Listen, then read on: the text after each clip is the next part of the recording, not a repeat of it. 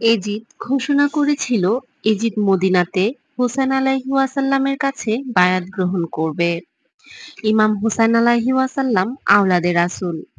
তিনি একটা জালিমকে বায়াত গ্রহণ করিয়ে কিভাবে রাসূলুল্লাহ সাল্লাল্লাহু আলাইহি ওয়াসাল্লামের দ্বীনকে কলুষিত করতেন? তিনি বললেন, হে ইয়াজিদ, তুমি তো রাসূলুল্লাহ সাল্লাল্লাহু আলাইহি ওয়াসাল্লামের দেখানো পথেই চলো না। তোমাকে আমি কি করে বায়াত গ্রহণ করাবো? ইয়াজিদের কাছে কথাটা খারাপ লাগে। আর তখনই ইয়াজিদ ভাবে হুসাইন আলাইহি ওয়াসাল্লামকে হত্যা করবে।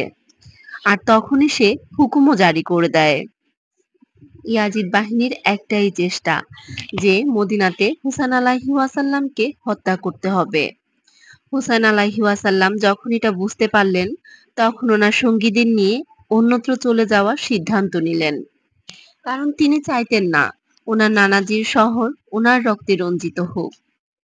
তখন উনি নবীজির রোজা মোবারকে গেলেন এবং কেঁদে কেঁদে বললেন, হে নানাজি, আপনার উম্মতরা আমাকে আপনার শহরে থাকতে দিচ্ছে না। কান্না করতে করতে ওনার চোখ লেগে আসে।